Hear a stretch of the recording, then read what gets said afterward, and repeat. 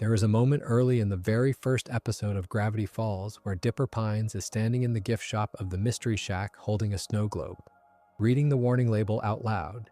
And the joke is that the label itself is absurd, but the way he reads it is not. He reads it like a kid who actually believes that somewhere, buried in the fine print of the world, there might be a real warning worth taking seriously. And just behind him, that hand-painted sign is creaking on its hinges, the one that says Mystery Shack in crooked letters, advertising wonders that Stan Pines invented to sell tickets to tourists. Within about 90 seconds of the show starting, you have been handed both halves of everything Gravity Falls is going to spend 2 seasons teaching you. Skepticism, because most of what you are about to see is fake, is a con, is a rubber suit and a flashlight under a sheet. And wonder, because some of it is not fake at all, and the trick of the whole series is that it never quite tells you which is which until it wants to. I think that scene gets skipped over by almost everyone who watches Gravity Falls for the mystery, and I understand why. This show has a gravitational pull, if you will forgive that one, toward its ciphers and its symbols and its eventual demon in a bow tie. And there is a whole industry of videos, including some on this very channel, built around cracking those codes open. But underneath the puzzle box, running the entire time, quietly, is something that looks a lot more like a curriculum, not a lecture. The show never once stops to explain itself to you, never has a character turn to camera and state the moral of the episode. It is far too clever for that, and honestly too respectful of its own audience for that. But if you watch closely, almost every character in this town is being taught something, and so, by extension, are you. That is the idea I want to spend tonight with. Not the mysteries, not tonight anyway. The lessons, the ones hidden in plain sight inside a series that looks, on the surface, like a summer cartoon about a boy and his sister investigating monsters in the woods, and turns out, underneath that, to be one of the more emotionally serious things Disney ever put its name on. So settle in, turn the lights down if you have not already, get comfortable because we are going to be here for a while and there's a lot of ground to cover tonight, from a 12-year-old boy convinced he needs to prove himself, to a con man protecting a portal in his basement for 30 years, to a demon who cannot touch you unless you let him in. I am glad you are here for it. If you have not subscribed yet, it does genuinely help us keep making these. And now, quietly, let us get into it. Here's the shape of what Gravity Falls actually is structurally before we talk about what it means. It ran for 2 seasons, 40 episodes in total, first appearing on Disney Channel in the summer of 2012, and continuing on through to its finale in 2016. That is the whole run. 2 summers on screen, mirroring almost exactly the single summer its 2 main characters actually live through inside the story. Dipper and Mabel Pines are shipped off to stay with their great uncle, the one everybody calls Grunkle Stan, in a small town in Oregon called Gravity Falls, for what is meant to be one ordinary summer away from their parents. It becomes the opposite of ordinary almost immediately. But the thing I want you to notice, and the thing I think is easy to miss if you are watching for plot rather than shape, is that Gravity Falls never pretends this can go on forever. From very early on, there is a ticking clock built into the premise itself. The twins are going home at the end of the summer. That is not a twist. That is the deal from the start. And I think that constraint, that finite runtime the writers gave themselves both in the fiction and in the actual production schedule, is exactly what makes the lessons in this show land the way they do, instead of feeling like the kind of thing a lesser series would preach at you every 4th episode with a very special monologue. Think about what a limited number of episodes forces a writer to do. You cannot have Dipper learn the same lesson about being taken seriously 6 separate times and call it character development. Not when you only have 40 episodes to work with and a finale you already know is coming. You cannot let Stan and Ford circle their unspoken feud forever either, because a 2-season order means somebody eventually has to open that door in the basement for good. Gravity Falls is economical in a way that television rarely allows itself to be, and I think that economy is exactly why the lessons buried in it feel earned rather than delivered. Nobody sits Dipper down and tells him what he learned this summer. It trusts that if it simply lets the summer end, the audience will feel what he learned, because we lived the same finite stretch of time he did. I want to be careful here, because this is where the 3 registers matter most tonight. What actually happens on screen, the episodes, the specific choices, the confirmed relationships and events, that is canon, and I will always tell you plainly when I'm standing on that ground. What I think those events mean, why the writers chose a summer instead of a school year, why the story keeps circling back to trust and pride and the fear of being forgotten. That is interpretation, and it is mine, offered to you as a reading rather than a fact. And every so often tonight we will brush up against things fans have theorized about that the series itself never confirms. And when we do, I will say so outright. I am not interested in blurring those lines for you tonight, especially not at this hour. You deserve to know which kind of claim you are falling asleep to. So here's the thesis, stated plainly, the thing I want sitting in the back of your mind for the rest of the night. Gravity Falls is a mystery show wearing a coming-of-age story underneath its skin, and it is doing this so quietly that most people, on a first watch, never clock it at all. They clock the jokes, they clock Stan's cons and the running gags about Soos and the golf cart chase in the woods, and the genuinely unsettling stuff with Bill Cipher once he starts showing up more than fans expected. All of that is real. All of that is exactly what a summer cartoon is supposed to do, which is entertain a kid on a Friday night. But sitting underneath every one of those episodes, structuring them really, is a set of lessons about what it means to grow up without losing the parts of yourself worth keeping. And the reason almost nobody watches it that way on a first pass is that Gravity Falls refuses to announce it. There is no wise old mentor character explaining the moral. Instead, the lessons are baked into the plot mechanics themselves, so that learning to trust someone and defeating a supernatural threat happen to be the exact same action in the exact same scene, and you walk away thinking you watched an adventure when you actually watched a lesson about vulnerability. I keep coming back to that snow globe moment from the start of the night because so much rides on it. Dipper reads that warning label in total seriousness, and Gravity Falls lets you laugh at him a little for it. The overly earnest kid who takes everything literally. But by the end of that same first episode, something genuinely uncanny has already happened to him, something no gift shop warning label could have prepared him for. And the joke flips. The kid who took the fake warnings too seriously turns out to be exactly the kind of person this town needs because he is willing to take the real ones seriously too. Skepticism and wonder, held at the same time in the same person, without one canceling out the other. I think that is the first lesson the series ever teaches before it has taught you anything about family or fear or forgiveness. And it is a lesson about how to hold two contradictory instincts at once and let them both be true. Do not believe everything. Do not believe nothing either. Gravity Falls spends its whole run asking you to sit in that uncomfortable middle distance. And I happen to think that is a much harder thing to teach a child than either extreme would be. Now, the reason I am framing tonight around lessons rather than around the mysteries themselves is not because the mysteries do not matter. They obviously do, and if you have been with this channel a while, you have already heard us go deep on the ciphers hidden in the credits. The ARG that grew out of its ending, the way this series trained its audience to distrust the surface of everything it showed them. Tonight is not that video. Tonight I want to walk through the people, because I think the emotional architecture of Gravity Falls only becomes visible once you stop asking what happens and start asking what each character is being forced to learn, often against their will, often without realizing it is happening to them until the summer is nearly over. Dipper is going to be first, and I will tell you now that his lesson is not really about monsters at all, even though monsters are the vehicle for almost everything that happens to him. It is about being ordinary and about how badly a 12-year-old can want to escape that word and what the story ultimately does with that want once its finale arrives. Mabel comes right after him, and her lesson runs almost in parallel to her brother's, but never overlaps with it, which is one of the things I actually admire most about how this series is constructed. The writers never let the twins learn the same lesson twice just because they are twins. Mabel's arc is its own thing entirely, built around optimism as something closer to armor than to naivety. And what happens to that armor once the second season starts asking harder questions than the first one ever did?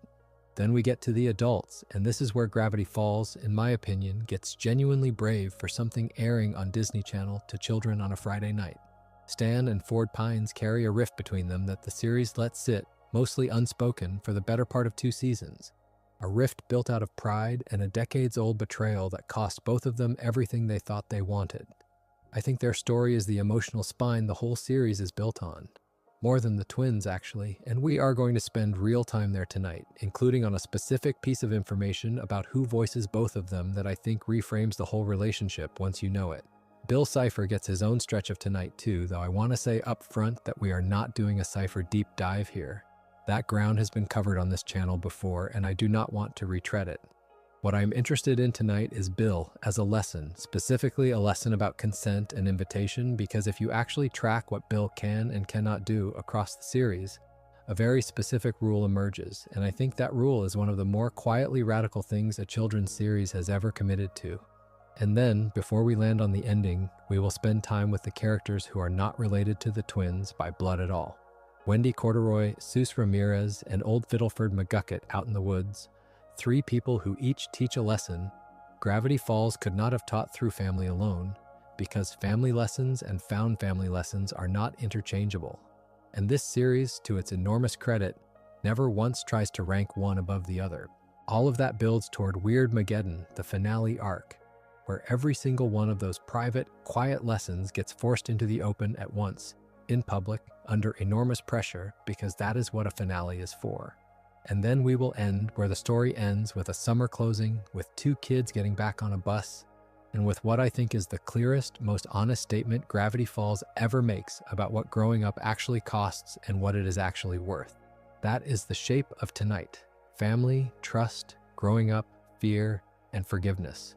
Threaded through a small town in Oregon that most of its own characters underestimate right up until the moment it nearly ends the world. Let us start with the boy holding the snow globe, and what it cost him to stop needing to prove he was special. Dipper Pines spends most of that first summer trying to prove something that nobody actually asked him to prove. Nobody in Gravity Falls is standing over him with a checklist demanding he earn his place. Grunkle Stan puts him to work in the gift shop because free labor is free labor, not because he is testing the boy's worth. And yet Dipper behaves from very early on like his entire value as a person is riding on whether he can crack the next mystery before anyone else does. He finds Journal 3 in the woods, and it becomes less a research tool and more a kind of proof of concept, evidence that the town is stranger than it looks, and more importantly, evidence that he is the one sharp enough to notice. That second part matters more to him than he would ever admit out loud. When he chases down gnomes or manitors or the ghost haunting the old Northwest mansion, there is always a second motive sitting underneath the plot of the week, and that motive is being taken seriously. The clearest, most consistent version of this shows up in his feelings for Wendy Corduroy. On the surface, it plays as a straightforward crush, and Gravity Falls is happy to let it be funny, because a 12-year-old mooning over an older teenager who treats him like a little brother is, structurally, a very old kind of joke. But watch what Dipper is actually chasing in those episodes. It is rarely just affection. It is validation that he registers as someone worth noticing, someone whose opinion carries weight, someone who is not, in his own words, at various points across that first season, just a kid. He wants Wendy to laugh at his jokes the way she laughs with the other older teenagers. He wants her to trust his judgment during a crisis instead of patting him on the head and telling him to stay back. The crush is real, but it is doing double duty as a stand-in for a much bigger and much less romantic wish, which is simply to stop being the smallest, youngest, least credible person in every room he walks into. And that is the running joke the series leans on constantly, sometimes for laughs and sometimes for something sharper. Dipper gets dismissed because of his age over and over. Adults talk past him, older kids talk over him.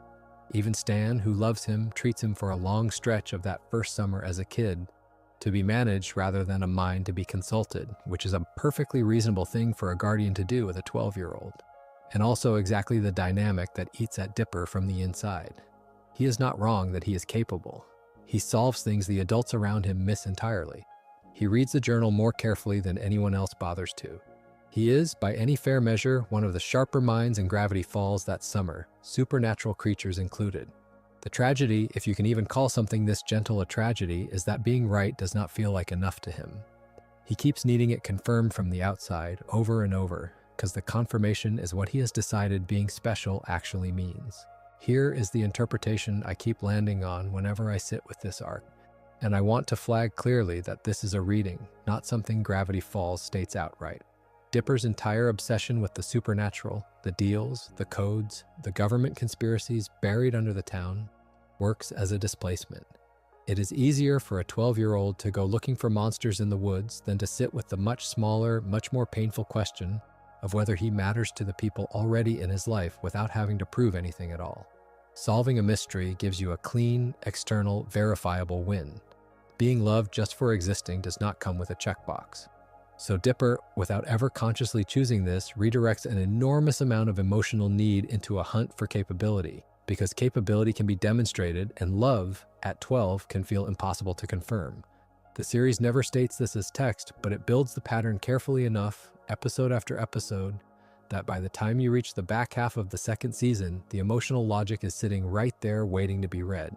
Which brings us to the choice the finale actually makes with him, and I think this is the moment where Gravity Falls says the quiet part almost out loud. After Weirdmageddon ends and the town starts putting itself back together, Grunkle Ford, who by that point has become something close to the intellectual hero Dipper spent the whole summer wanting to be, offers him a path forward that is, in effect, a shortcut straight into the version of himself he has been chasing since the day he found the journal. Stay in Gravity Falls. Keep studying.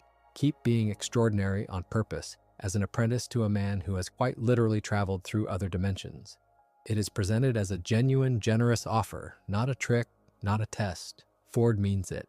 And for a boy who spent an entire summer wanting exactly this kind of recognition from exactly this kind of figure, it should be the easiest yes in the world. And I think this is the moment where Gravity Falls says the quiet part almost out loud. After Weirdmageddon ends and the town starts putting itself back together, Grunkle Ford, who by that point has become something close to the intellectual hero Dipper spent the whole summer wanting to be, offers him a path forward that is, in effect, a shortcut straight in the version of himself he has been chasing since the day he found the journal. Stay in Gravity Falls. Keep studying. Keep being extraordinary on purpose as an apprentice to a man who has quite literally traveled through other dimensions. It is presented as a genuine, generous offer, not a trick, not a test. Ford means it, and for a boy who spent an entire summer wanting exactly this kind of recognition from exactly this kind of figure, it should be the easiest yes in the world. Dipper does not take it. He chooses to go home with his family instead, back to a normal life that does not come with journals or dimensional rifts or apprenticeships to a genius great uncle. Back to school and Mabel and the ordinary slow churn of growing up 1 year at a time rather than all at once.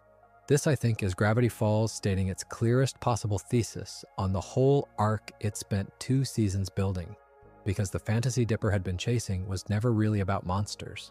It was about skipping the slow, unglamorous, humiliating work of growing up at the normal pace, in favor of some accelerated route where he gets to be capable and respected and important right now, handed to him by a mentor instead of built up through years of just living. And when the story finally puts that exact offer directly in front of him, he says no. Not because the offer's bad, but because taking it would mean becoming Ford's apprentice instead of becoming Dipper Pine's, and those are not the same project, no matter how much overlap they might share on paper. I think that is the whole lesson in miniature.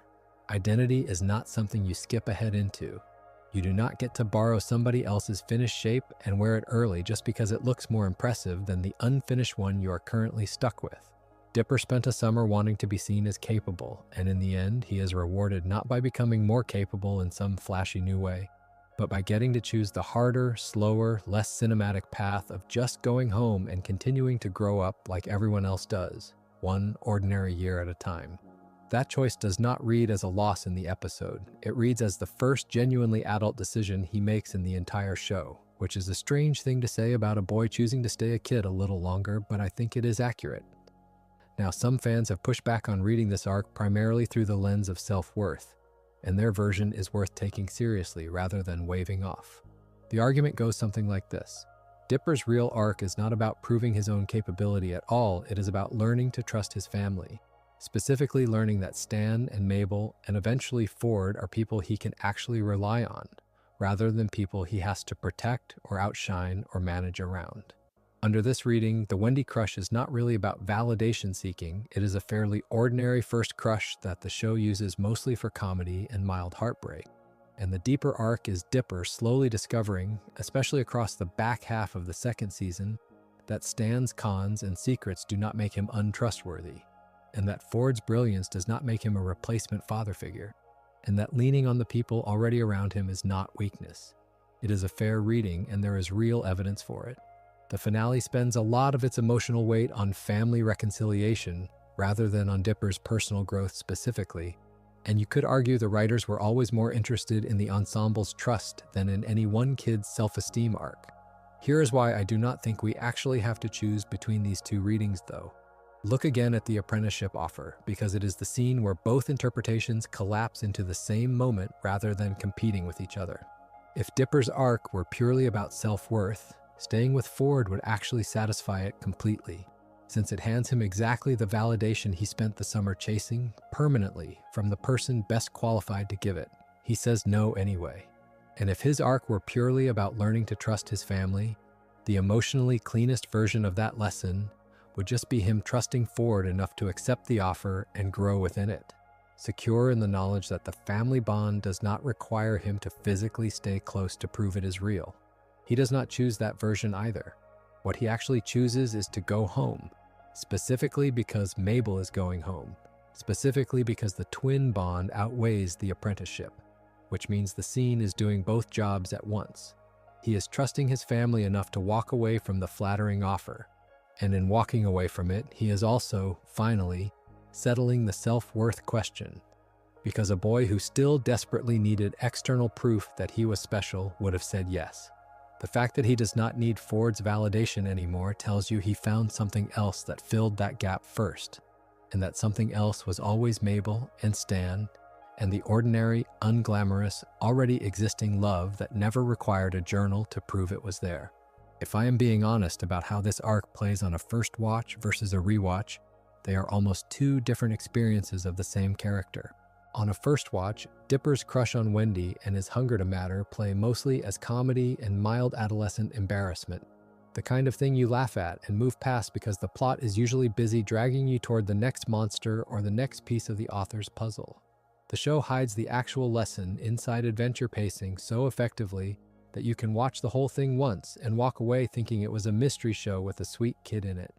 It is only on a second pass, when you already know where Journal 3 leads and where Ford ends up and what the apprenticeship offer is going to cost Dipper to refuse, that the earlier episodes start reading differently. Every scene of him getting dismissed for being 12 starts accumulating weight it did not seem to carry the first time. Every small victory he treats as huge starts, looking less like plot momentum and more like a kid slowly building a case for his own worth, one solved mystery at a time. This is the arc I think ages best of anyone's in the show, precisely because it was never trying to announce itself as an arc at all. It disguised itself as a kid solving puzzles in the woods, and it was actually a kid learning very slowly and without ever being told outright that he did not need the woods to prove anything in the first place. Mabel Pines wears her heart on her sweater, quite literally, and it is easy to watch her for an entire summer and mistake the sweaters for the whole joke. Every episode she has a new one, hand-knitted, loud, covered in some improbable picture. A unicorn, a shooting star, a slice of pizza wearing sunglasses, and the show treats this as pure sight gag. A little visual flourish to cut to before the theme song hits. But if you sit with the pattern instead of laughing past it, the sweaters start to look like something closer to armor. They are bright on purpose. They announce a personality before Mabel has said a single word, and that announcement never wavers no matter what happens to her underneath the fabric. This, I think, is the whole shape of her character compressed into a running visual gag, and it took me longer than I want to admit to notice the show was doing it on purpose the entire time. Mabel's defining trait, the thing the writers hang almost every joke and every gut punch on across both seasons, is her optimism. She is relentlessly, sometimes exhaustingly upbeat. By some fan accounts, she once named a pet after a boy she liked for all of one afternoon. She throws herself into schemes with total conviction.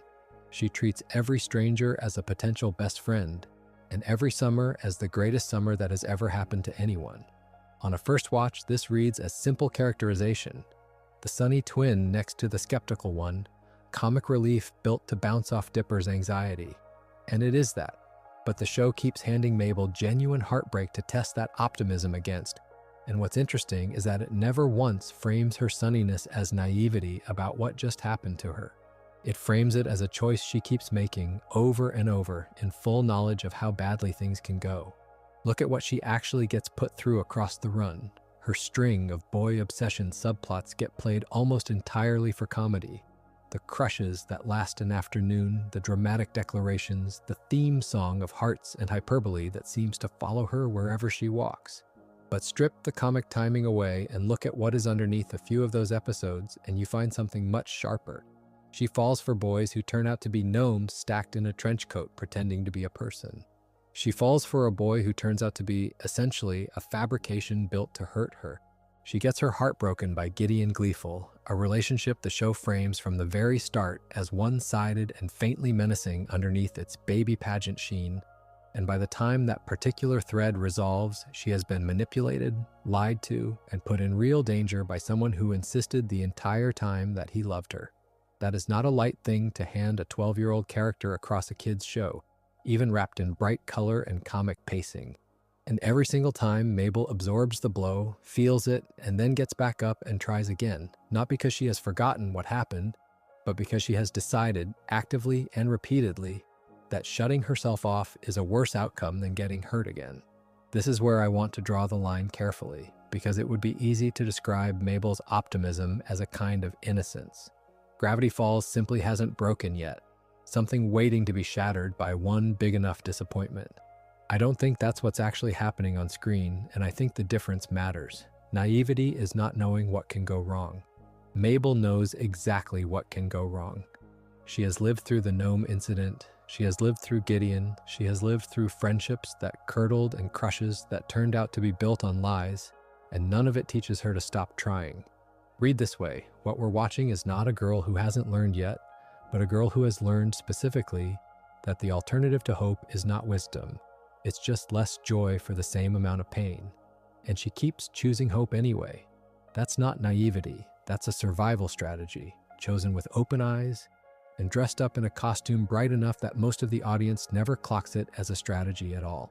There's a difference worth naming too between Mabel's lesson and Dipper's, because Gravity Falls is built carefully enough that the two of them are never actually solving the same problem, even though they're standing in the same scenes for most of the season.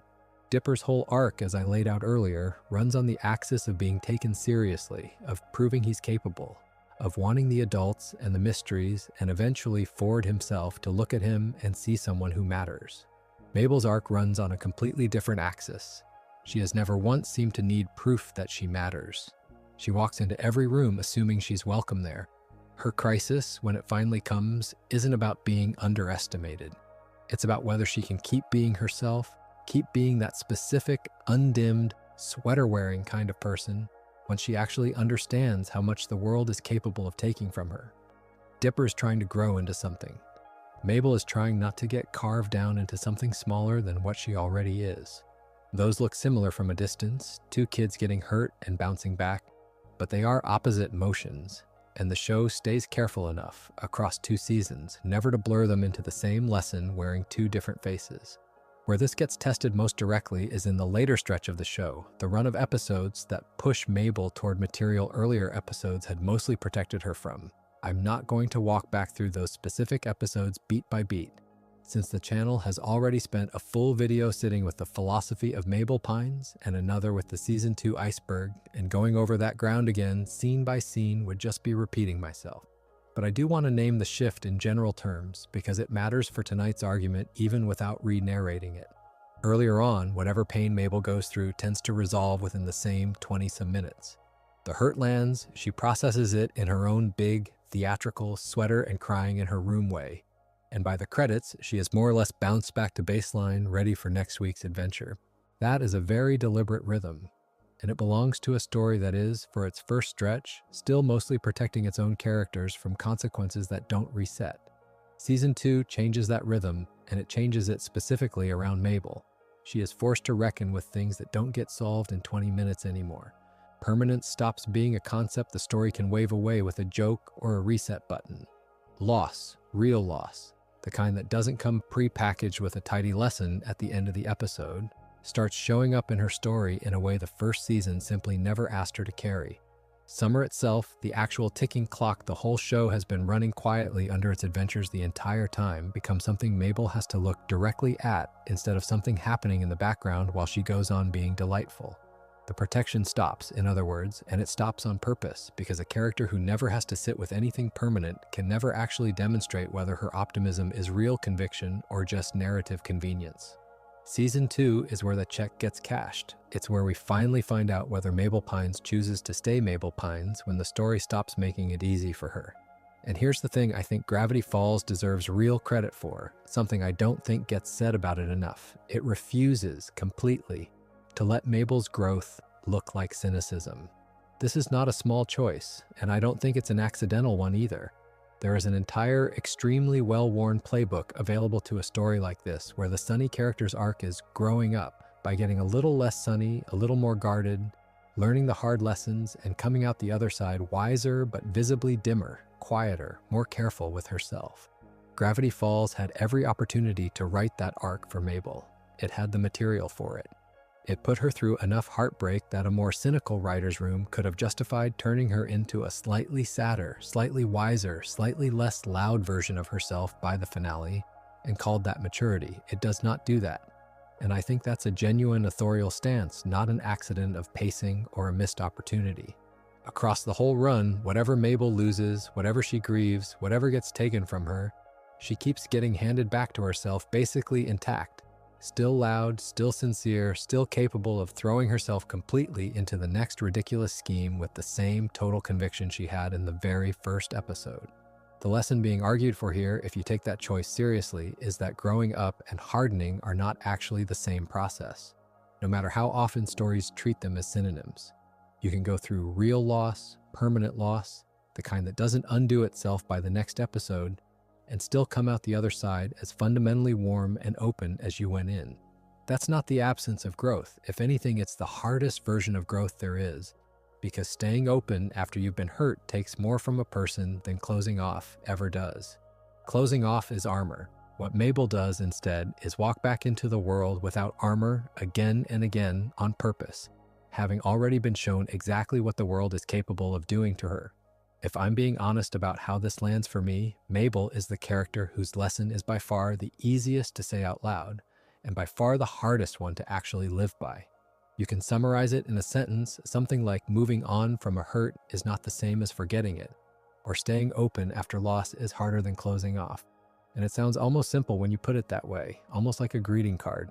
But try for even a week to actually be the person who gets hurt and chooses hope again anyway, with the same intensity, the same full commitment, no defensive hedging, no quiet decision to want things a little less next time so it will hurt a little less if things go wrong again.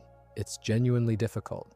Most adults I know, myself very much included, handle disappointment by wanting things slightly less the next time, dialing down the investment so the next letdown costs less. That's the sensible move.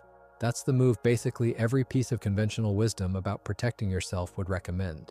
Mabel Pines never makes that move, not once across 2 seasons, and nobody in the story ever punishes her for refusing to make it. And I think that gap between how easy the lesson is to state and how hard it is to actually practice is exactly why this particular character lands as hard as she does emotionally. It's not that her arc is complicated, it's that her arc asks something of the audience that most of us know, on some level, we've already failed to do in our own lives, which is stay exactly as open as we were before the world showed us what it could take. That's also, I think, why the sweaters end up mattering more than a costume department joke by the time Gravity Falls wraps up. Every single one of them is a small, loud, deliberately uncool assertion that she is still fully herself, chosen and worn again the very next day, no matter what the day before cost her. They are not the joke sitting on top of the character. Read the way I'm reading her tonight, they might be the whole argument, stitched one bright and ridiculous picture at a time. The rift between Stan and Ford starts, as far as Gravity Falls ever confirms it, with a science fair project. Ford Pines, gifted from a young age, gets accepted to a school called West Coast Tech on the strength of a perpetual motion machine, the kind of academic escape route that would have taken him far away from the family and the town they grew up in. Stan, trying to help, or trying to be included, or maybe both, ends up responsible for the machine breaking the night before it matters most. Their father throws Stan out of the house over it. That single choice, one brother sabotaging, or at least failing to protect the other brother's one shot at something bigger, becomes the hinge the rest of both their lives swings on. The original wound, when you actually sit with it, turns out to be small. It is not a betrayal in the dramatic sense. Nobody sells anybody out to a villain. It is a broken invention and a father's temper and a decision made in anger that neither twin gets to walk back for decades. Gravity Falls is a series about a demon who ends up threatening the entire fabric of reality. And the emotional engine underneath all of it is a science fair project and a dad who overreacted. What happens next, in Gravity Falls' own account of events, is that the two brothers' lives diverge in a way that reads, at first like opposites of each other, though the series quietly treats them as two versions of the exact same wound. Stan spends years drifting, working small cons up and down the coast, staying just ahead of consequences, building the exact skill set you'd expect from someone who was thrown out of his home as a teenager and had to learn fast how to survive on charm and misdirection because nobody was going to hand him anything honest. Ford, meanwhile, goes on to have the academic career the science fair machine was supposed to launch him into, eventually landing in Gravity Falls, where he becomes obsessed with the town's supernatural anomalies, starts filling notebooks with everything he finds, and eventually builds something enormous and dangerous in the basement of what will become the Mystery Shack, a portal designed to reach into other dimensions. The journals and the flashback material woven across the second season give us Ford's side of what goes wrong with the Portal project. And the broad shape of it is this. He brings in an outside collaborator, Bill Cipher, believing him to be a source of knowledge and inspiration, and Bill turns out to be using Ford's ambition as a door into our world. When Ford finally understands what Bill actually is and what completing the portal would let him do, he tries to stop the project, and in the chaos of that final confrontation, he falls through the portal himself and vanishes into the multiverse. For roughly 30 years, by the time the narrative catches up to the present day, Ford is gone. And those 30 years are framed explicitly as a kind of exile, moving between dimensions, alone, hunted, trying to survive whatever landscapes and creatures each new reality throws at him. When Stan tracks him down years later, having spent that entire time trying to find a way to bring his brother back, and eventually steps into Ford's own identity to keep the family and the town from asking questions about where the real Stanford went. He keeps the Mystery Shack running as a tourist trap and a con on the surface, while underneath it, literally in the basement, he spends decades trying to repair a machine he barely understands so it can pull his brother home. I want to slow down on that image for a second because I think it's one of the clearest pieces of characterization Gravity Falls ever gives Stan Pines, and it usually gets flattened into a plot summary instead of sat with as what it actually is. This is a man who was told by his own father that he wasn't worth keeping around. He then spends 30 years of his adult life running a fake museum full of fake mysteries above a real one, lying to an entire town, lying to his own great niece and nephew, letting people believe he's a washed-up hustler running a tourist trap for cash, because the actual truth that he has spent 3 decades of his life trying to bring back the brother who got him thrown out of his own house is somehow less believable to him as a story people would accept than the lie. He builds an entire fraudulent identity, wears his brother's name, so that the world will leave him alone long enough to keep working on the one thing he actually cares about. That is not the profile of a con man who happens to have a heart underneath the grift. That is a man whose entire con, the whole decades-long structure of it, is itself an act of love he has no idea how to perform any other way. Ford's 30 years get less screen time in proportion, since so much of it happens off camera and gets relayed after the fact rather than shown scene by scene. But the interpretation the series supports is that his isolation mirrors Stan's, built from the same instinct and producing the same result. Where Stan's response to losing his brother is to build a lie enormous enough to hide inside while he works, Ford's response to almost destroying the world through his own arrogance is to disappear into secrecy so total that even his own family doesn't know the real shape of what happened until he's forced to explain it. He keeps his notebooks in code. He keeps his research hidden. Even after he returns, he spends real chunks of the second season still guarding information from the very people trying to help him, still convinced that the safest way to protect the people he loves is to control exactly how much of the truth they're allowed to have. Both brothers, in other words, protect the people around them by lying to them, just aimed in slightly different directions. Stan lying to hide what he's doing for his brother, Ford lying to hide what he did to the world. Here's the reading I want to put forward tonight, and I'll say up front that it is an interpretation, not a line of dialogue Gravity Falls ever states outright.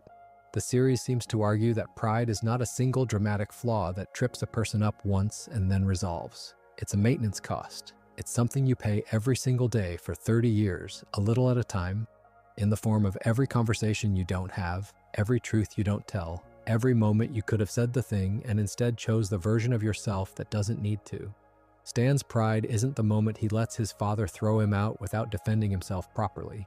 It's the 3 decades afterward where he'd rather run an elaborate fraud than admit what he's actually doing and why. Ford's pride isn't the moment he brings Bill into his research. It's the years afterward where he still can't bring himself to fully trust the people trying to help him, where he keeps secrets out of habit long after the reason for the secrecy has stopped applying. Neither brother is ever given a scene where he sits down and diagnoses this out loud, and I think that's exactly the point. Nobody in this story delivers a speech about the dangers of pride. We just watch 2 men spend 30 years apart over something that, laid out plainly in a single honest conversation, probably could have been resolved in an afternoon, and the story trusts you to notice that yourself. The reconciliation, when it finally comes, happens inside the Weirdmageddon arc, and it happens through a piece of technology that I think deserves more attention than it usually gets for what it implies rather than for what it does mechanically.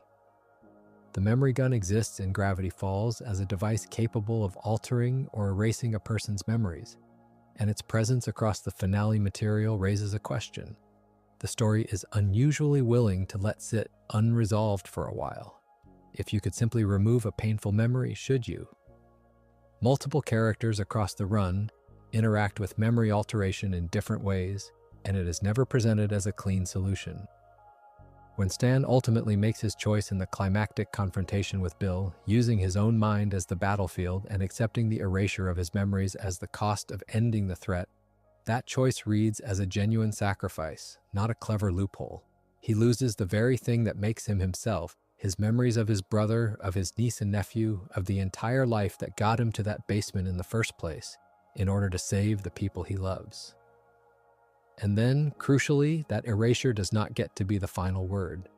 The people around him spend the aftermath trying to give those memories back, piece by piece, sitting with him, showing him photographs, retelling him who he is to them.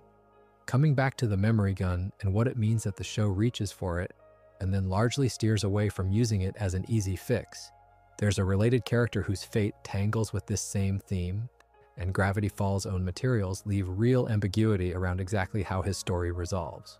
Old Man McGucket, the eccentric inventor haunting the edges of town for most of the series, is eventually revealed to have been Ford's former research partner, a brilliant man whose obsession with the Portal Project and its collapse left him in a diminished, addled state for years. The series gestures toward some kind of restoration for him later on, but I'm not going to pretend to know the precise mechanism or the full extent of what does or does not get undone. This is one of the places where the writing stays less than fully explicit, and I would rather leave it soft than hand you a confident answer I cannot back up. What matters more for tonight anyway is that McGucket functions across the run as the visible cost of the exact same instinct that nearly cost Stan and Ford everything, an obsession with the discovery pursued past the point where it started costing him the people and the mind he needed to actually enjoy having made it. He is not punished for being curious. He is shown, without a lecture, what happens when curiosity stops making room for anything else. Read the finale's choices as a whole rather than scene by scene, and the argument being made is that erasing pain and living with it are weighed against each other on purpose, with the story coming down clearly on the side of living with it. Stan's memory loss is not treated as a fresh start he gets to enjoy.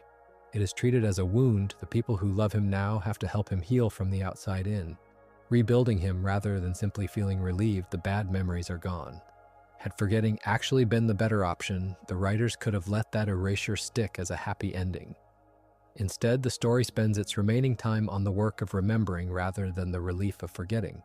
The same scene described a moment ago of Ford and the twins handing Stan his own life back one photograph at a time. This is not a story telling you that erasing your pain solves anything. It is a story telling you that the people who love you would rather carry the difficult version of you back into being than let you disappear into a more comfortable blank. That contrast between the two brothers, I think, becomes the clearest lens for the whole relationship. Stan's love has always been loud, visible, and on the surface, dishonest. He lies constantly, cons tourists, cons his own family half the time, and wears somebody else's name for 30 years. But everything he lies about, traced back far enough, turns out to be in service of protecting somebody. Ford's love is quiet, careful, withdrawn, allergic to being fully known, and everything he hides, traced back the same way, turns out to also be in service of protecting somebody, usually by controlling exactly how much people are allowed to know so they cannot be hurt by the full truth of what he did. Gravity Falls never ranks these two failures against each other. It never suggests Stan's dishonesty is somehow more forgivable because it looks warmer, or that Ford's secrecy is somehow colder because it looks more academic.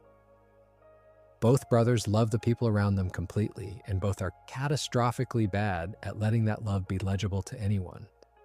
The real insight, I would argue, is that this is not a flaw unique to either of them individually. It is what happens to two people who grew up learning that showing your real self gets you thrown out of the house. There is a piece of real-world production trivia sitting underneath all of this that I do not think is an accident, even though I cannot claim the writers intended every layer of meaning I'm about to hang on it. Alex Hirsch, the creator of the series, voices both Stan and Ford himself. That is a documented fact about the production, not a reading of the text, but the reading it invites is hard to avoid once you know it. Two brothers split apart for 30 years by pride and secrecy and one broken machine, torn by an event neither of them can undo. And at the level of who is actually speaking every line either of them ever says, they were always the same voice the entire time. I do not think that erases the differences between them, the con man and the scientist, the drifter and the researcher, the one who never left, and the one who could not get back. If anything, it sharpens the point. Two men who spent 3 decades convinced they had become nothing alike, and it turns out, at the most basic level the series could express it, they were always coming out of the exact same place. Now think about the character who makes all of that fragility possible in the first place. Because Bill Cipher does not conquer Gravity Falls the way a monster in a kid's show is supposed to conquer a town. He does not break down the door. He waits to be let in, and that single design choice, once you notice it, changes what kind of villain he actually is. Bill first appears to the audience through Ford's journal in the pages Dipper finds and reads across the first season. And even before Gravity Falls gives him a body or a voice, it gives him a warning. Ford's own notes about Bill grow more frantic and more urgent as the journal goes on. And what those notes keep circling back to is not Bill's power, but Ford's own choice to trust him. That is the detail I think gets flattened in a lot of casual retellings of this series, the idea that Bill is simply strong and everyone else is simply weak. He is not just strong, he is patient. And patience is a different kind of threat because it implies a plan that depends on someone else moving first. Ford's backstory, filled in properly across the second season, lays out how that plan worked on him specifically.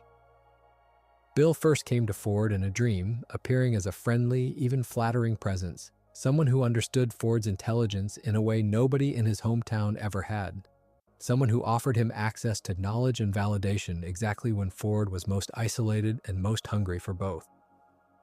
Bill did not force his way into Ford's research. Ford invited him in, collaborated with him, treated him as a partner and a muse, right up until the moment Ford discovered what Bill actually was and what he actually wanted, which was a way through the barrier separating his own dimension from ours. By then, the damage was already done. The portal existed. The blueprint existed. Ford spent decades trying to undo a partnership he had entered into willingly, back when he had no way of knowing what he was actually signing.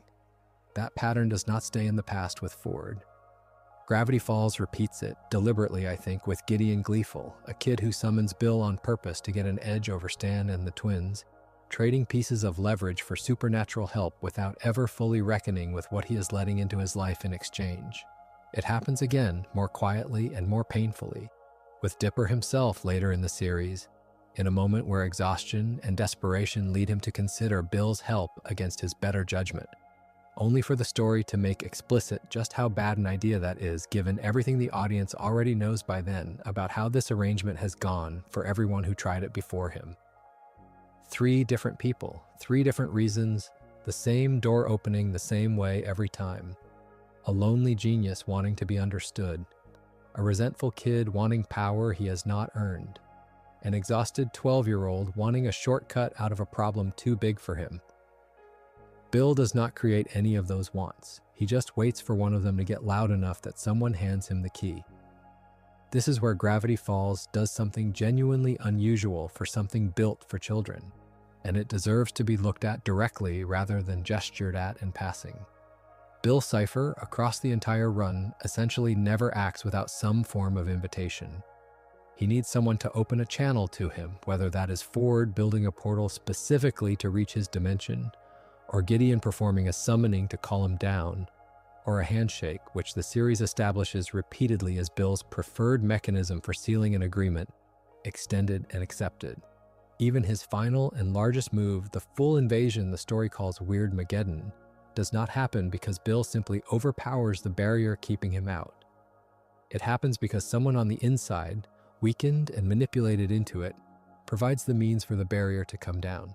The whole architecture of Bill's power, traced end to end, is built on consent, extracted through flattery, desperation, loneliness, or deception, but consent all the same. He is structurally a creature who cannot simply take. He can only be given.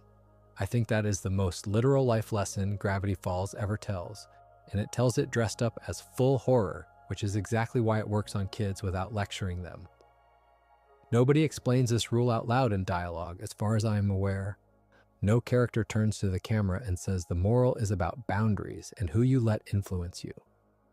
Gravity Falls does not need to, because it keeps proving the rule through repetition. 3 separate characters, 3 separate doors, the same result every time someone opens one for Bill.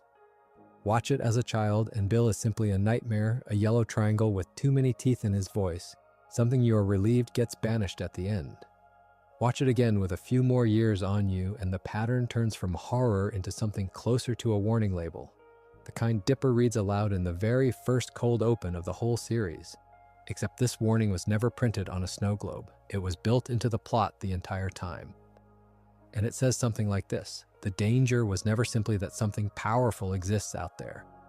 The danger is what you agree to give it access to when you are lonely enough, or angry enough, or tired enough to stop asking questions before you say yes. I want to be careful here because I do not think the story is arguing that Ford, or Gideon, or Dipper deserved what happened to them for trusting the wrong thing.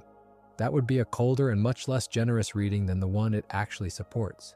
Ford was a young man who wanted, more than almost anything, to be taken seriously by someone smarter than the people around him, and Bill exploited that want with real cruelty and real precision.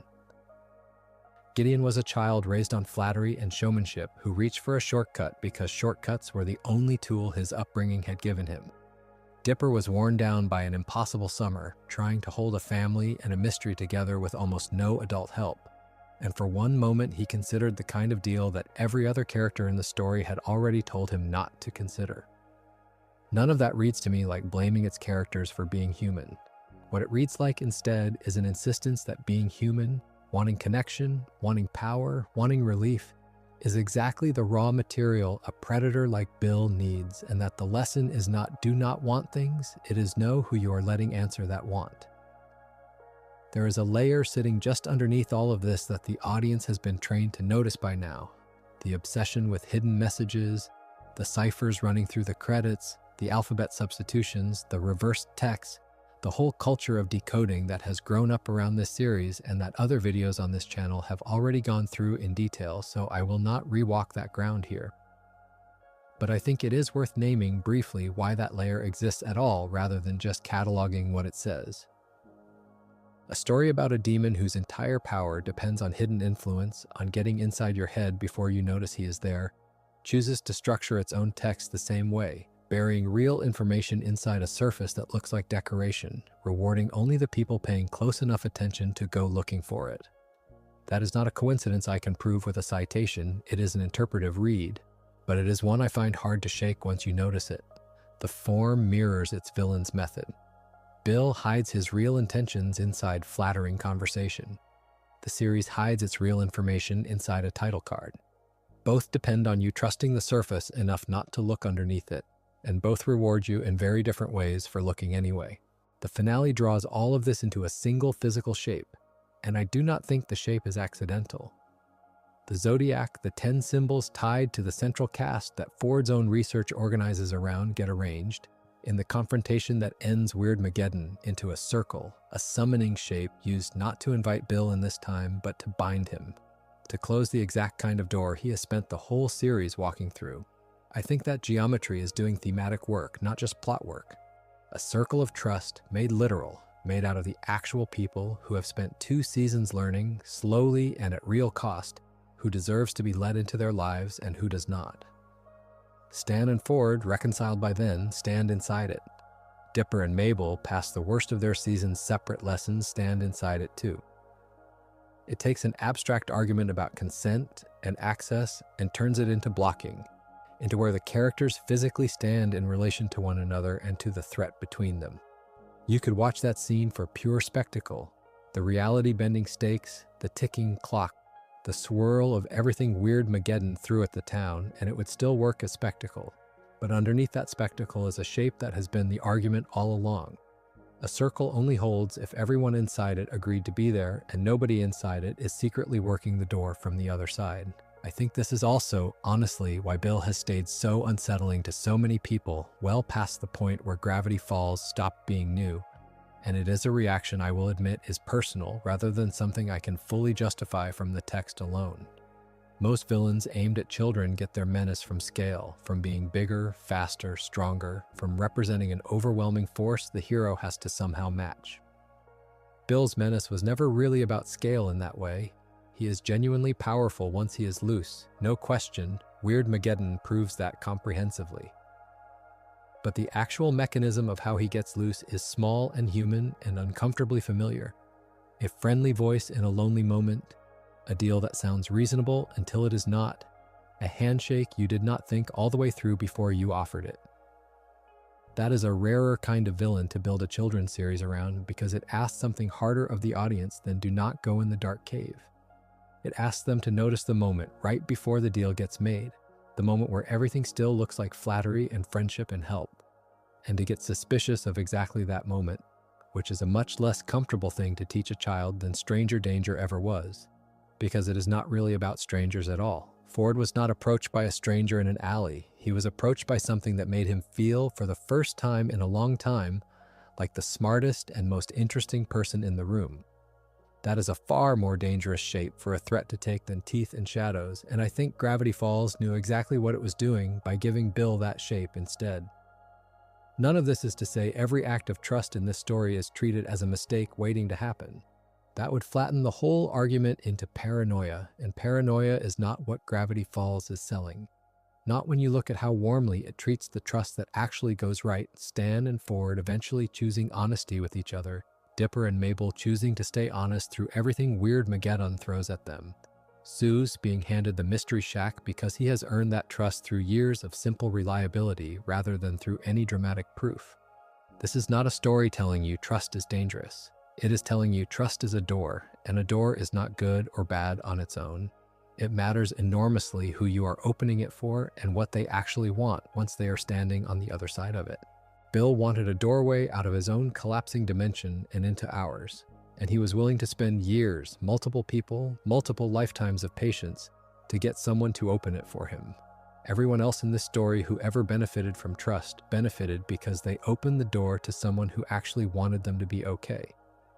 The mechanism is identical in both cases. The difference is entirely about what is waiting on the other side, and the story trusts its young audience to eventually work out that the mechanism was never the point. The choice of who gets the invitation always was.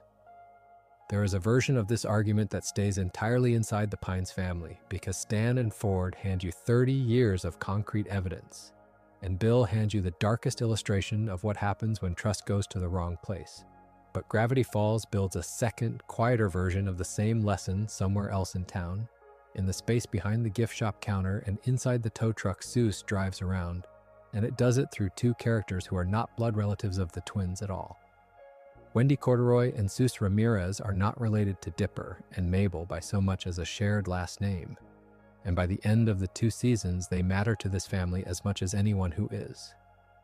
Start with Wendy because hers is the lesson most 12-year-old viewers actually needed, and Gravity Falls delivers it with a gentleness that's easy to miss if you're only watching for jokes and mysteries. Dipper's feelings for Wendy are established early and treated for a long stretch of the series as a running joke, the kind of thing where he freezes up or says something awkward and the moment gets a laugh and moves on. It would have been easy for a series like this to either play that crush for cheap comedy forever, or worse, to eventually reward it, to let the younger kid end up with the older girl because that's the shape a certain kind of story always takes. Gravity Falls does neither. Instead, across 2 seasons, Wendy becomes something more useful to Dipper than a prize, an actual person with her own life running parallel to his, her own friend group, her own family situation, her own things she's dealing with that have nothing to do with him. Somewhere in there, without ever turning into a lecture, Dipper works out that what he felt toward her was never really romantic at all, not in the way he assumed. It was admiration. It was the particular ache of being the youngest, least confident person in a room, wanting the coolest older person in that room to think you're worth something. That distinction between wanting someone and wanting someone's approval is one a lot of adults never fully sort out, so it's a striking thing for a kids' series to hand a 12-year-old character and trust its audience to follow. Gravity Falls doesn't spell it out as a lesson delivered in dialogue, and I'm not going to pretend there's one clean scene where Dipper announces the realization out loud, because that's not how this series tends to work, and I'd rather leave the specific episodes where it plays out covered elsewhere than rewalk them here. Instead, the relationship itself changes shape over time, so that by later episodes, Wendy is functioning less like a crush object and much more like an older sibling, someone who ropes Dipper into her schemes, checks on him when things get properly dangerous, and treats him like a person worth being straight with, rather than a kid to be managed. The read that holds up best here is that Wendy's real narrative job isn't to be Dipper's almost girlfriend. It's to be the first person outside his own twin who takes him seriously as someone with a personality worth being around. And that's a different kind of validation than romance, even though at 12, those two things feel completely indistinguishable from the inside. Gravity Falls seems to understand that confusion better than most series aimed at that age bracket ever bother to. And it resolves it not by punishing Dipper for feeling what he felt, but by letting him grow the vocabulary to name it correctly. That's the quiet work Wendy does in this story. She's not a reward. She's a teacher who never once stands at a blackboard. Soos does something structurally similar, but from an entirely different angle, and his arc is where the found family argument gets made in the most literal terms Gravity Falls ever offers. Soos Ramirez starts the series as the Mystery Shack's handyman, a role that could easily have stayed comic relief for seasons and nothing more. The big, cheerful guy who fixes things and says odd, endearing non sequiturs.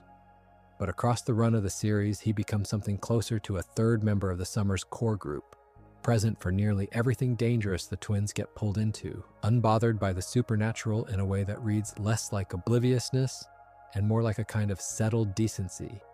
The sense that Soos has decided the world is basically fine and strange and worth showing up for regardless of what it throws at him.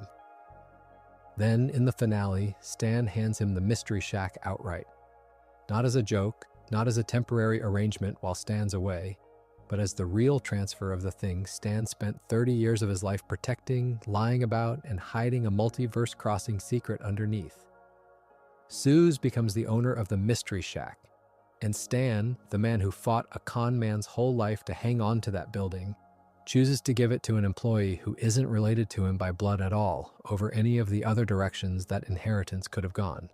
That choice is worth pausing on because it would have been the easiest thing in the world to hand the shack to Dipper and Mabel someday, or to simply let it stay in Stan's name as a symbol of the family holding on to what's theirs.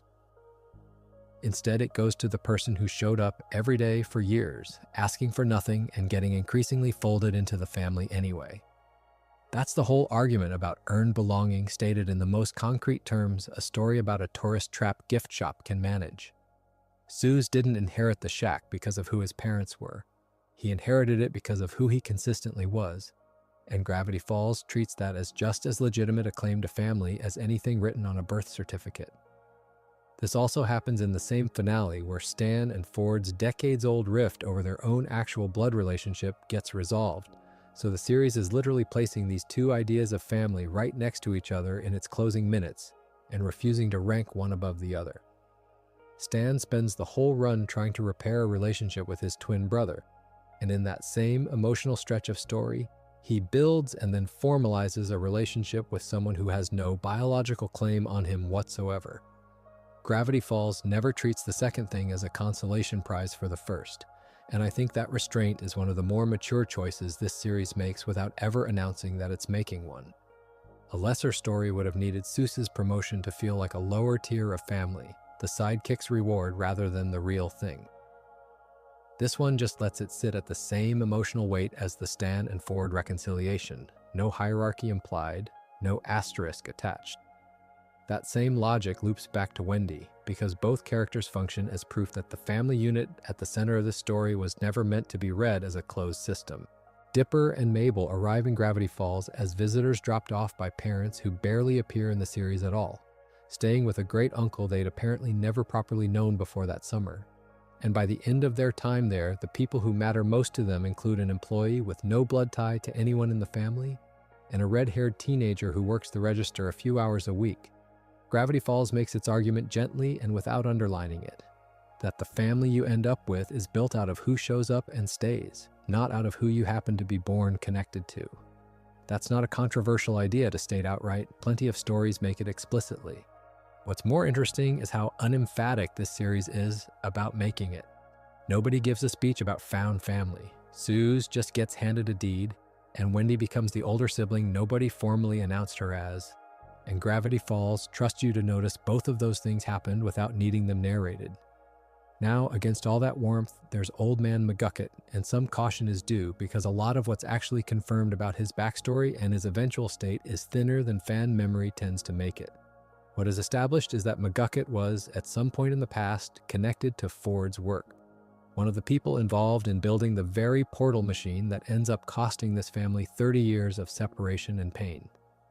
What's also established is that by the time the twins arrive in Gravity Falls, McGucket is a somewhat unraveled figure living out in the woods, presenting to the town as an eccentric hermit whose grip on his own past seems to have come loose. The specifics of exactly how that memory loss happened, how complete it was, and how thoroughly any of it gets resolved by the end of the series are the kind of thing where I'd rather leave the finer detail out than guess at it and get it wrong. Because that's precisely the sort of thread Gravity Falls is happy to leave with more ambiguity than a tidy recap wants to admit. But the shape of the character, even without pinning down every mechanical detail, does something useful sitting right next to Ford's arc. McGucket reads as the version of Ford's story where nobody ever came back for him. Ford disappears into the multiverse for 30 years chasing a discovery that cost him nearly everything, and Gravity Falls spends real time making sure you understand what that cost looked like. The isolation, the paranoia, the distance from every person who might have loved him if he'd let them close enough to. But Ford gets pulled back. His brother spends 30 years keeping a light on for him, literally maintaining a portal and a cover story and an entire fabricated identity so that someday there'd be a way home. And when that someday arrives, however messily, Ford has people waiting on the other side of it. McGucket, by contrast, is a man who let an obsession with a discovery unravel him and never had that same tether pulling him back. Whatever specific mechanism cost him his memories, the emotional shape of the character is unmistakable. A brilliant, obsessive mind that burned through its own relationships in pursuit of something it thought mattered more, and ended up alone in the woods as the result. He's not framed as a villain for this. If anything, the series treats him with a strange tenderness, letting him be funny and warm and clearly still capable of connection, even while the wreckage of what obsession cost him sits visibly around him. Reading McGucket as Ford's cautionary echo is interpretation, and not something the show states outright, but it's hard to watch the two of them without feeling the parallel humming underneath both arcs.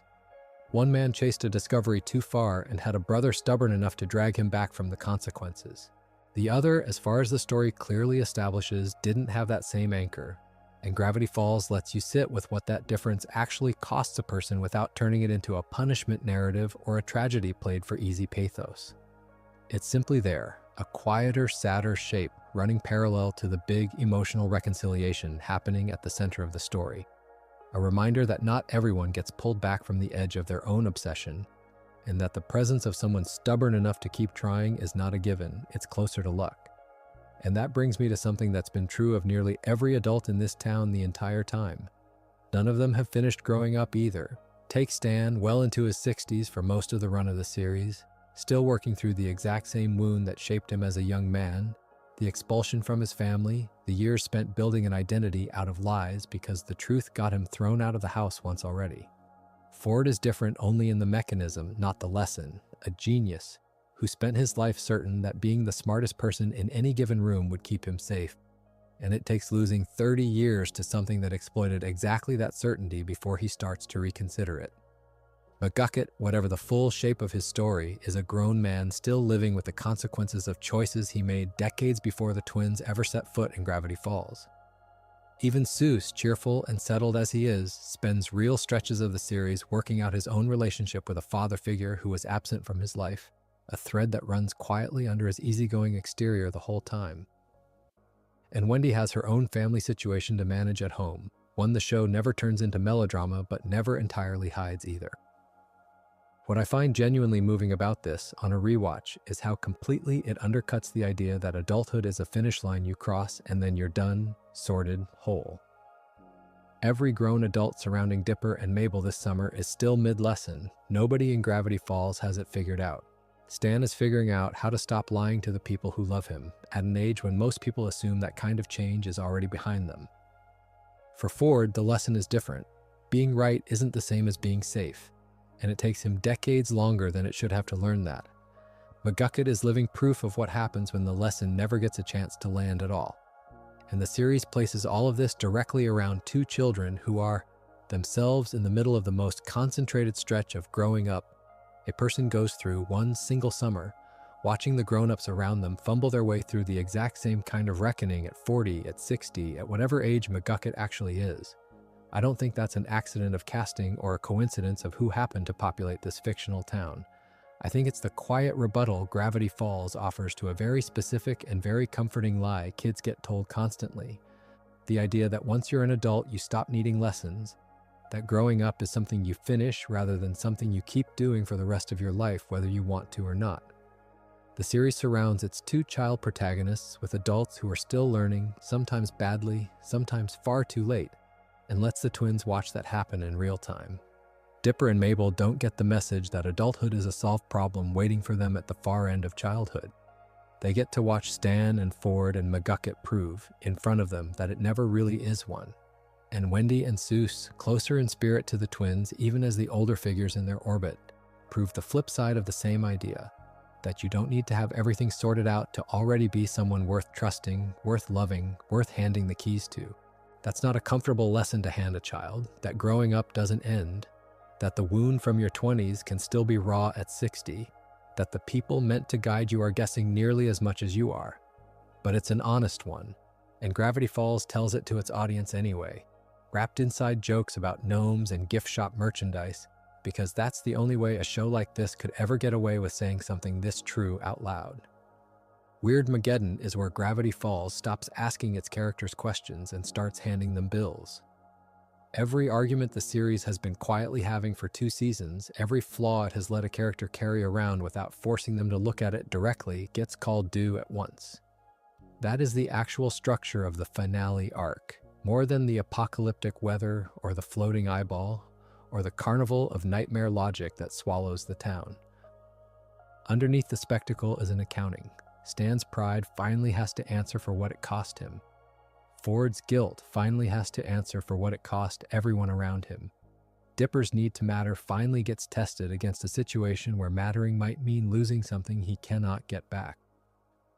And Mabel's fear of loss, which Chapter 3 of this essay traced back to a shift in her character, gets put directly in front of her in the shape of an ending she does not want to reach. Consider how deliberately the writers arrange this.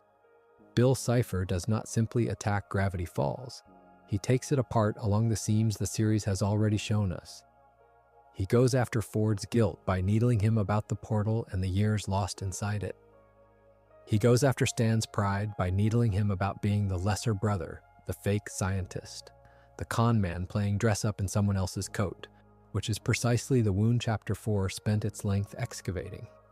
He goes after Dipper by dangling exactly the kind of grown-up, world-altering responsibility that a 12-year-old desperate to be taken seriously would find nearly impossible to refuse. And he goes after Mabel by threatening the one thing her optimism has never had to survive without flinching, which is the actual permanent loss of the people she loves. Not a breakup, not a disappointment, not a gnome pretending to be a boyfriend, but the real thing. Bill is a demon who deals in trust, as the last chapter argued, and Weirdmageddon is the moment he tries to cash in every scrap of leverage he has spent the whole series quietly acquiring. That he built this leverage out of things Gravity Falls already told us about each character, rather than inventing new weaknesses for the finale, is the clearest evidence that the series was building toward this from very early on. Nothing about Weirdmageddon feels like a plot twist. It feels like a bill coming due on a debt the story showed you being incurred one episode at a time. Chapter continues. The memory gun sequence sits at the center of all this, and it is worth returning to now from a different angle than the one Chapter 4 used. That earlier chapter walked through what the device does and what Stan chooses to do with it. The sacrifice of his own identity to trick Bill into thinking he has captured Ford's mind instead. What matters here is not the mechanism. What matters is that Gravity Falls, at its most desperate and highest stakes moment, stops and asks the question it has been avoiding for the entire series, whether simply erasing the pain would actually count as a solution. Stan is offered, in effect, the chance to make an entire chapter of his life disappear. The 30 years of resentment, the falling out with his brother, the loneliness of running a fake museum while guarding a real portal in the basement, all of it gone in a burst of green light. It does let him do it, but only as a weapon, a controlled and temporary act aimed at fooling Bill rather than at fixing anything for real. Stan does not get to keep the amnesia as a mercy. He gets his memories back, all of them, the good and the humiliating and the years of quiet grief tangled together, because the story refuses to let forgetting stand in for healing. This is a distinction worth sitting on for a moment because it would have been so easy for a family adventure series to take the sentimental shortcut and let its broken old con man simply not remember the thing that broke him. Gravity Falls does not do that. It makes Stan's family fight to bring the memories back, piece by piece, using the actual texture of his life. The boat named after the woman he never married, the photographs, the objects that hold meaning only because he lived through the moments attached to them. Without ever putting it this bluntly in dialogue, the series is telling you that a person is not simply the sum of their good days.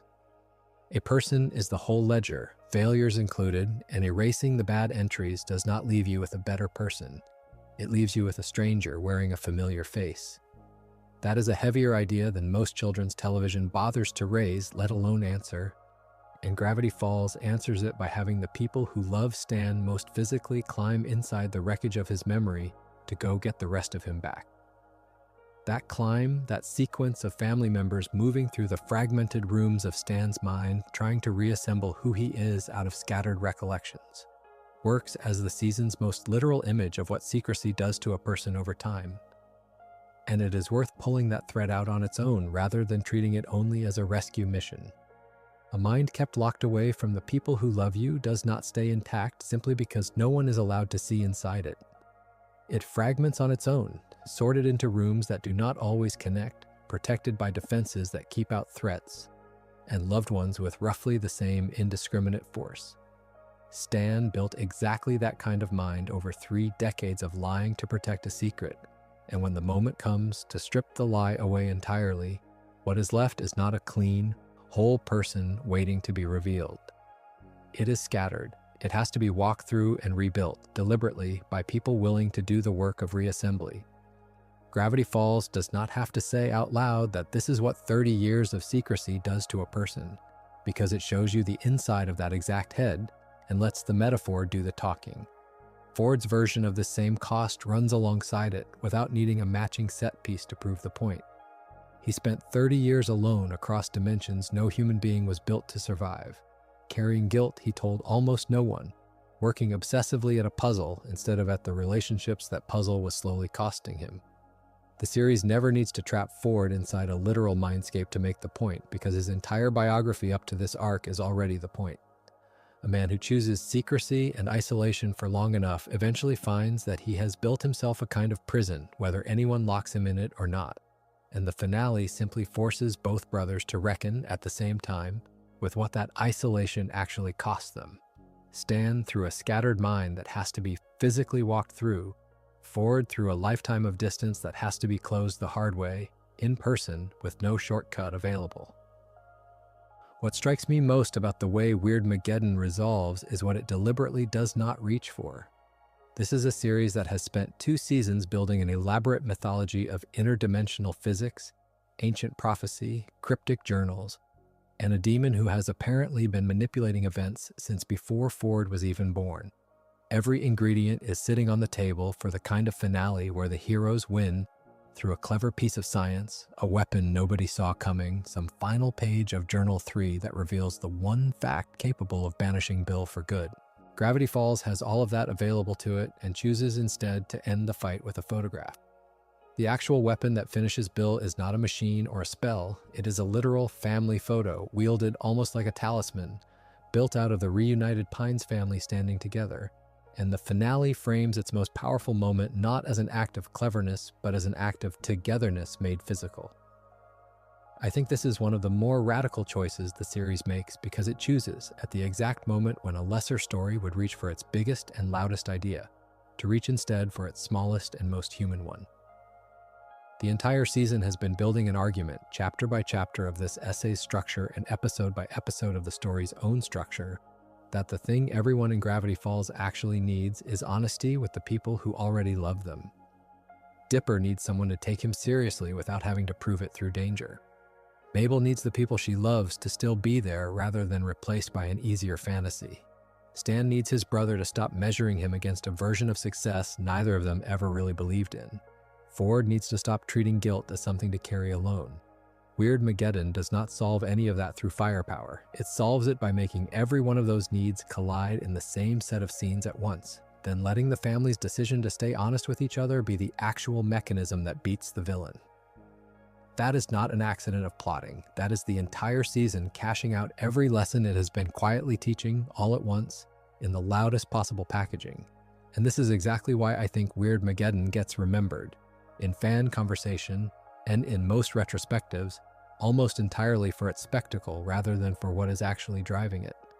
People talk about the pyramid, about Bill's throne room, about the sheer scale of a town torn apart and turned into a carnival of nightmares, about the strange creatures and the tarot card structure of the challenges the twins face. All of that is real, and all of it is well made, and none of it is what makes the arc work.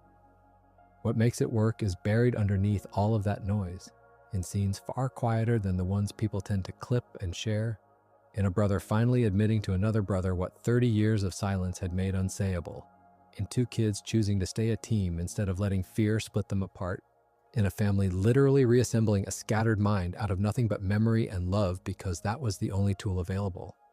The visuals are loud enough that it is easy to walk away from Weirdmageddon remembering the scale of the disaster rather than the size of the honesty required to stop it, and I think that is worth correcting, because the arc is not actually about how big a threat Bill Cipher can become.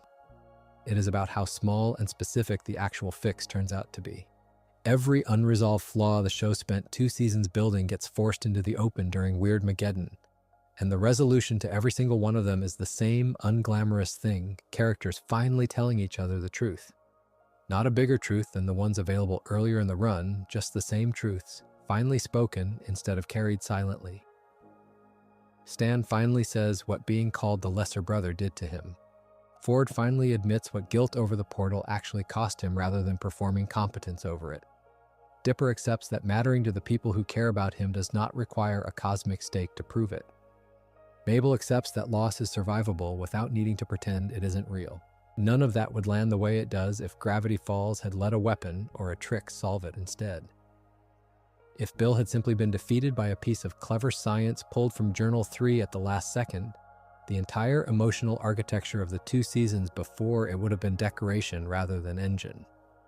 Gravity Falls chooses instead to make the emotional work the actual plot mechanism, which is a much harder thing to write and a much easier thing to underrate, because a photograph beating a demon looks, on the surface, like the series cutting a corner rather than earning an ending. I would argue the opposite. I think making the family photo the literal weapon is the single boldest structural choice in the whole series, because it commits, at the highest possible stakes, to the idea it had been arguing all along, That honesty between people who love each other is not a soft, secondary theme sitting underneath the adventure plot. It is the actual mechanism the adventure plot runs on. Everything else, the codes, the journals, the multiverse physics, the demon triangle with his reality-bending powers, all of it is scaffolding. Built around that one unglamorous, deeply unspectacular idea. Gravity Falls spends its finale proving that the scaffolding was never the point. Take back the falls, as the finale's own title puts it, and what you are actually watching characters take back is each other, piece by piece, memory by memory, secret by secret, finally spoken out loud, dressed up in enough fire and color and apocalyptic weather that a first-time viewer could be forgiven for missing what was actually happening underneath it. I did miss it the first time I watched this arc. I remember being entirely focused on whether the twins would survive the trials inside Bill's fortress, on how strange and unsettling his throne room looked, on the mechanics of the memory gun rather than the choice sitting inside it. It took a rewatch, knowing how it ends, to notice that every single beat of spectacle in Weirdmageddon is doing quiet emotional labor at the same time, and that it never once separates the two. The fireworks and the honesty happen in the same frame, which might be the most efficient piece of writing in the entire series, and also the reason it took me this long to actually see it clearly. The last time we see Gravity Falls as a town the twins actually live in, it is already ending. Not in the sense of catastrophe. Weirdmageddon has been folded back into a story the town barely remembers correctly, the way trauma survivors sometimes remember the shape of an event and lose the details. The ending, I mean, is smaller than that. It is the last morning of summer, the moving truck, the sound of a town that is going to keep existing without you in it.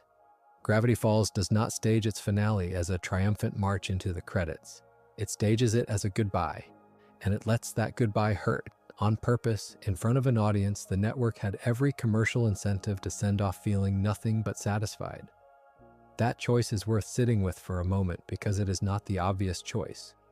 A children's adventure show that has just defeated a reality warping demon has every reason structurally to end on victory. Roll credits on the town saved, the family whole, the summer a success story with a bow on it. Gravity Falls does the opposite. It lets Dipper and Mabel drive away from the town that changed their lives, and it does not pretend that driving away is free.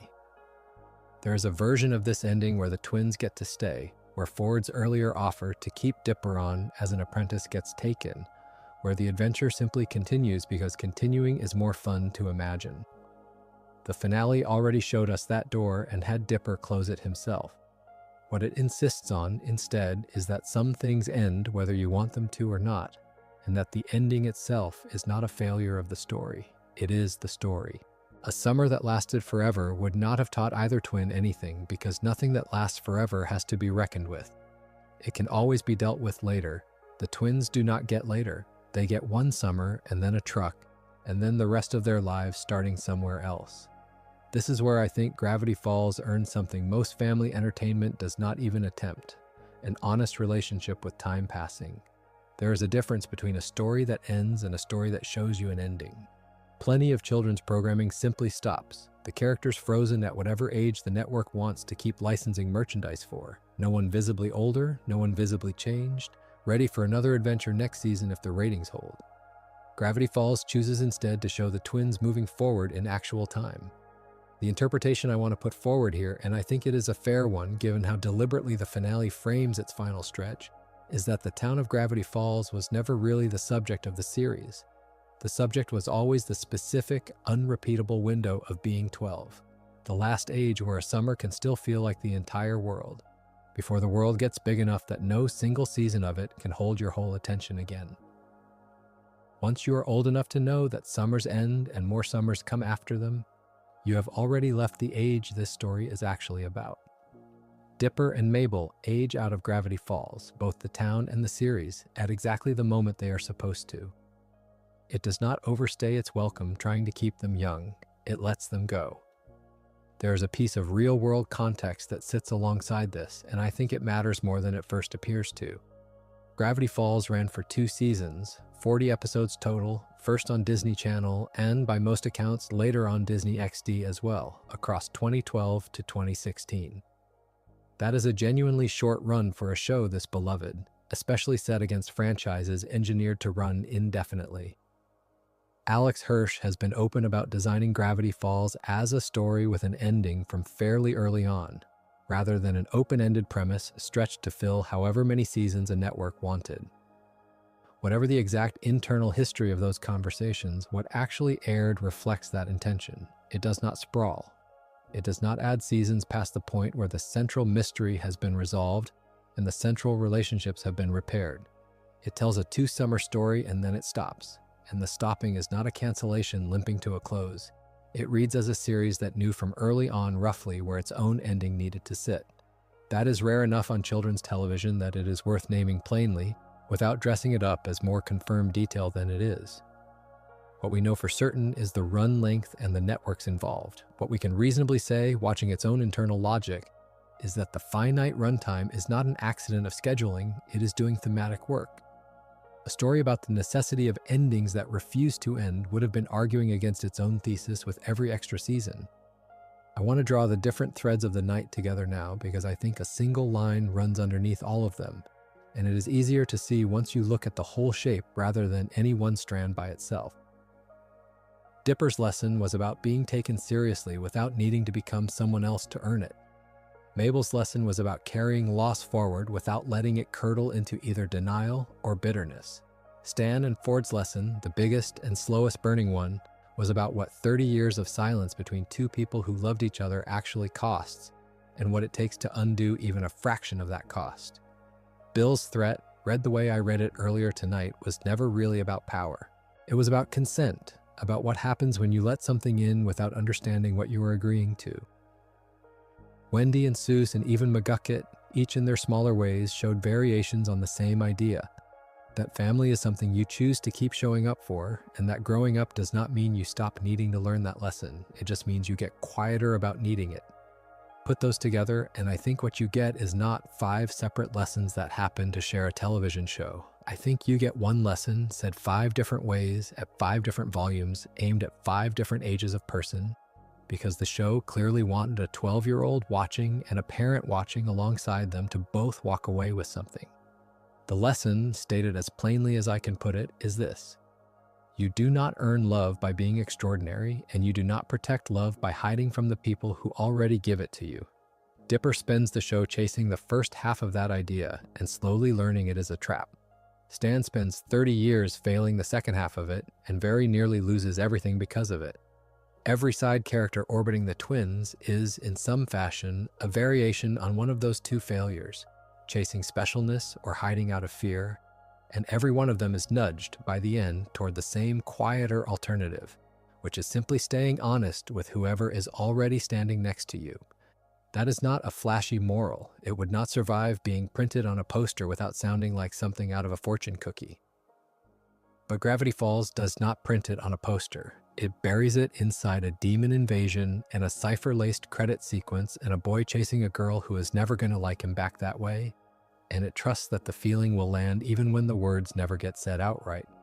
I think that is the harder and more honest way to teach something to a child, and I think it is also why adults who watch this as kids keep coming back to it now, because the lesson does not announce itself, and lessons that do not announce themselves are the ones that actually change how you move through the world.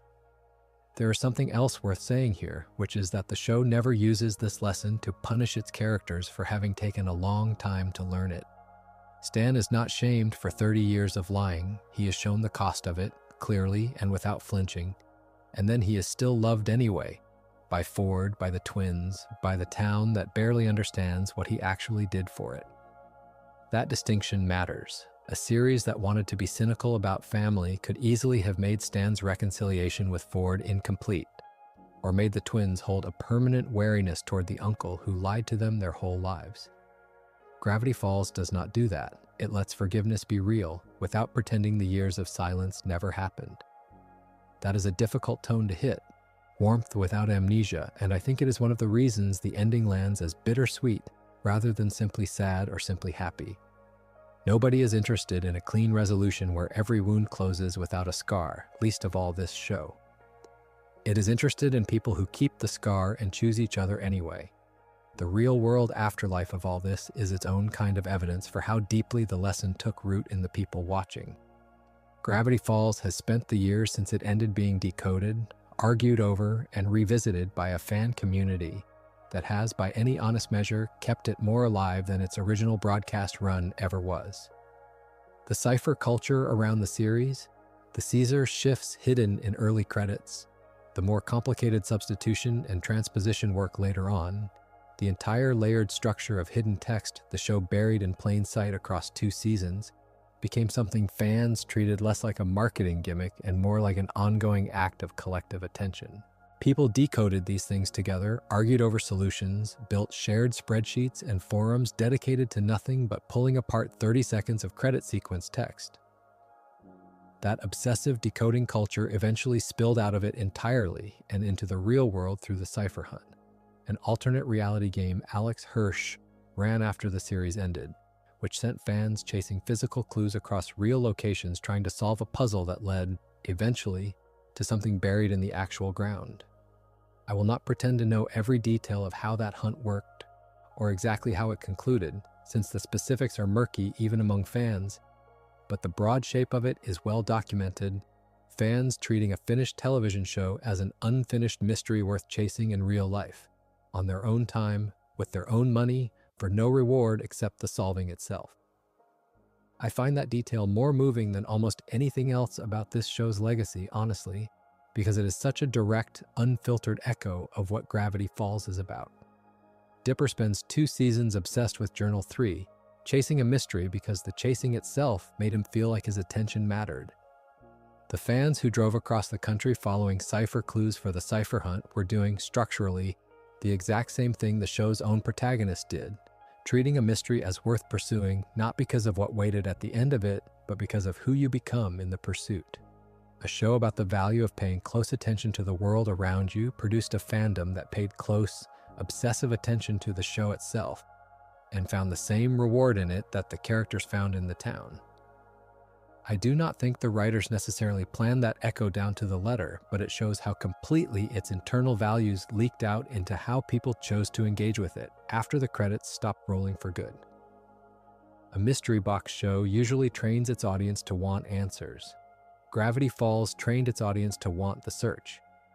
It is worth zooming out even further than that, past the ciphers and the fandom rituals, to what this show actually risked by trusting its audience the way it did. Children's television, as a category, tends to underestimate what kids can hold. It is built, often for entirely reasonable commercial reasons, around the assumption that young audiences want safety, resolution, characters who do not really change because change is unsettling, and unsettling does not test well with focus groups. Gravity Falls does not operate from that assumption.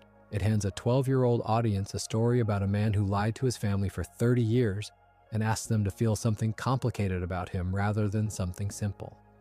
It hands them a story about a girl who has to watch something she loves, become permanently altered, and does not let her simply shrug it off with an easy joke, even while it lets her keep her humor intact around the edges of the wound.